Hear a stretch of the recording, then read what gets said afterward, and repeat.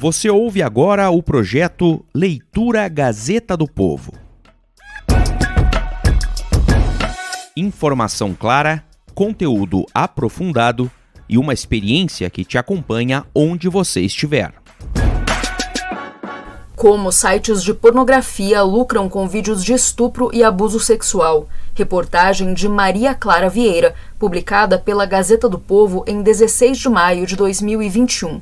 Com sede em Montreal, no Canadá, mas registrada no distante Grão-Ducado de Luxemburgo, conhecido como um dos principais paraísos fiscais da Europa, a empresa MindGeek não é uma grande conhecida dos brasileiros, ainda que seus produtos, seus olhos e ouvidos digitais estejam sempre em suas casas. Em 2016, foi divulgado que o Brasil é o segundo maior consumidor do RedTube, um dos sites que compõem o misterioso conglomerado de pornografia, cujo nome do maior acionista era desconhecido até dezembro de 2020 e que só em 2018 lucrou cerca de 460 milhões de dólares. Ainda que seja menos assíduo, o país também ocupa a 10ª posição em número de usuários da cria mais famosa e prolífera do grupo, o Pornhub. A empresa também é dona do YouPorn e de ao menos 6 produtoras de filmes adultos, com mais de 130 milhões de visitantes por dia, segundo dados divulgados pela própria empresa em 2020, amplificados pela pandemia do coronavírus. O Pornhub é uma típica empresa do século XXI. Envolveu-se em campanhas pela prevenção do câncer de mama, plantou 15.500 árvores, generosamente retirou a neve das ruas de Nova York, lutou pela população de abelhas nos Estados Unidos e, claro, bradou contra a injustiça social e o racismo, prometendo doar $100 mil para empresas que se comprometam com a causa. Tudo isso enquanto lucrava seus milhões com vídeos de revenge porn, o pornô de vingança, quando o vídeo é divulgado sem o consentimento de um dos envolvidos, cenas de assédio sexual, abuso, estupro, pedofilia e tráfico sexual. A existência de vídeos de teor criminoso no submundo da pornografia não é nenhuma novidade, dado que não são necessários muitos cliques para acessar esse tipo de conteúdo. No começo de 2020, a história da jovem Rose Kalemba, estuprada aos 14 anos por 2 homens, enquanto um terceiro filmava a agressão, jogou holofotes sobre o assunto. Meses depois do crime, quando começava a retomar a vida, ela se deparou com colegas de classe assistindo às cenas no celular, baixadas do Pornhub, alguns com mais de 400 mil visualizações. Foram meses para conseguir tirá-los do site, ainda que registros permaneçam por aí. Até que, em dezembro daquele ano, uma reportagem do The New York Times trouxe à tona uma lista de casos escabrosos. O de uma menina de 16 anos que desapareceu e foi encontrada pela mãe em vídeos do Pornhub. O de uma vítima de tráfico sexual vinda da China e que, mesmo tendo conseguido se livrar da vida de exploração a qual os pais adotivos americanos a submeteram, encontrava vídeos de sua infância de abusos na internet. 4 dias depois da bomba, o Pornhub anunciou mudanças relevantes. O site não permitiria mais o download do material e passaria a exigir verificação dos usuários que publicam vídeos. A novidade, entretanto, não aplacou o baque financeiro. Em 2 dias, as empresas Mastercard, Visa e Discover anunciaram que seus cartões não seriam mais aceitos nesses sites de pornografia. À época, o CEO da Mastercard, Ajay Banda, afirmou que pornografia não é ilegal, pornografia infantil sim, e foi isso que nós vimos. Diante do anúncio, o site chegou a deletar 10 milhões de vídeos postados por usuários não identificados, o que não impediu a MindGeek de enfrentar um processo movido por 40 mulheres vítimas de tráfico sexual que acusam a empresa de veicular e lucrar com seus vídeos. A ponta do iceberg. De onde vem o lucro? À frente da organização Justice Defense Fund, que busca conectar vítimas do mercado da pornografia a redes de proteção e advogados, a ativista Laila Micawait, uma das principais vozes da causa nos Estados Unidos, falou à Gazeta do Povo sobre o escândalo. Cada vídeo desses sites é altamente monetizado.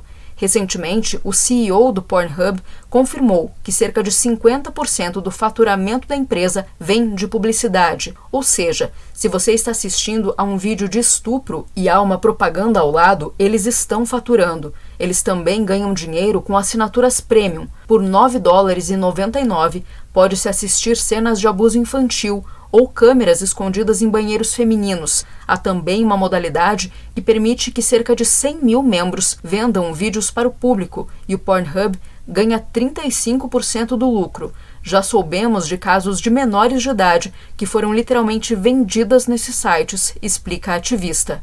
Mas com 80% do Pornhub fora do ar, o problema não está, ao menos parcialmente, resolvido? Não. Em fevereiro de 2021, um grupo de 104 sobreviventes de exploração sexual e 525 ONGs de 65 países enviaram uma carta a um comitê parlamentar canadense solicitando uma investigação criminal completa sobre a empresa MindGeek, acusada de violar as leis de proteção à criança do Canadá e as leis relacionadas ao compartilhamento de imagens íntimas sem consentimento. E isso não se refere só ao Pornhub. Vale recordar que a empresa é dona de vários portais e produtoras de conteúdo adulto. Por fim, poucos dias depois, o repórter do New York Times, que puxou o novelo do Pornhub, levantou histórias similares sobre o Xvideos, literalmente o maior portal de pornografia do mundo, que se vangloria de ter cerca de 2 bilhões de acessos por dia, o que o torna mais visto do que a Netflix. Com o cerco apertando para o Pornhub, a Xvideos anunciou que passará a verificar a idade, identidade e consentimento não apenas dos usuários, mas das pessoas envolvidas nos vídeos. Para a ativista Laila Micowicz, esse é um passo importante, mas não suficiente. Segundo ela, até o fim de 2020, essas empresas diziam para os jornalistas que as acusações eram teorias da conspiração. E aí, em 24 horas, 10 milhões de vídeos se foram.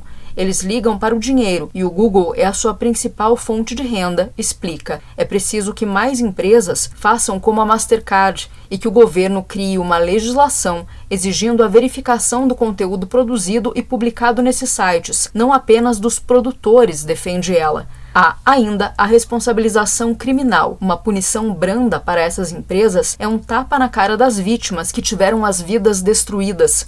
Passar por uma situação de abuso ou estupro já é um trauma. Outra coisa é saber que centenas de milhões de pessoas podem baixar, assistir e ter prazer com ele. Não dá para deixar que o Pornhub simplesmente diga: desculpa, não faremos isso de novo. É preciso fazer com que os responsáveis respondam criminalmente, indenizem as vítimas e encerrem o site, cobra a ativista. A Gazeta do Povo, Micowicz, diz que é muito provável que haja conteúdo ilegal brasileiro nesses sites.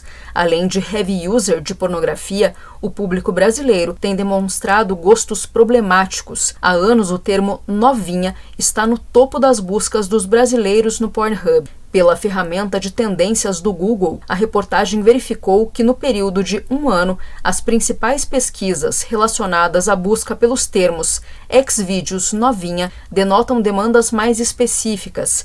A pesquisa por novinha dormindo Xvideos cresceu mais de 150% em relação a 2019, enquanto a pesquisa por Xvideos muito novinha aumentou mais de 40%. Aqui, o crime de divulgação ou compartilhamento de vídeos íntimos sem consentimento é tipificado pelo artigo 218-C da Lei 13.718, que prevê de 1 a 5 anos de prisão como punição. Os efeitos na vítima, contudo, são difíceis de apaziguar. A velocidade com que essas imagens se espalham dificulta muito a investigação. É quase impossível mapear tudo, e essas vítimas, em sua maioria mulheres, vivem assombradas pela incerteza de quem teve acesso, no mínimo, à sua intimidade ou, no limite, ao seu trauma, diz a delegada Raquel Galinatti, presidente do Sindicato dos Delegados de Polícia do Estado de São Paulo. Um entretenimento nada inocente.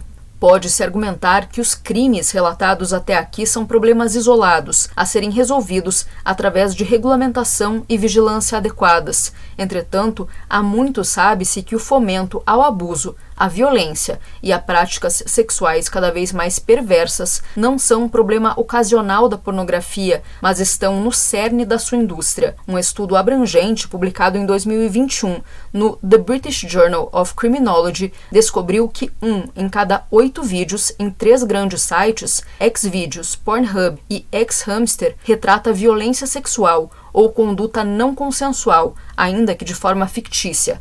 Por conta de sua natureza viciante e destrutiva, a pornografia está sim ficando mais hardcore. Já em dezembro de 2008, um evento na Universidade de Princeton, em Nova Jersey, realizou a façanha de reunir economistas, médicos, psicólogos, psiquiatras, filósofos e jornalistas de diversas religiões e matizes ideológicas em torno de uma causa: alertar sobre os custos sociais da pornografia. O colóquio deu origem a um documento homônimo, lançado no Brasil pela editora Quadrante, chancelado por 54 signatários, no qual constam 8 descobertas aterradoras acerca dos males da produção, comercialização e consumo do que por muito tempo foi considerado um prazer inofensivo. Entre elas, o fato de que o mercado da pornografia normaliza a violência sexual, inclusive aumentando as chances de incidência, e que os enredos, por assim dizer, estão cada vez mais pesados. A pornografia ensina e permite essas condutas e atitudes negativas,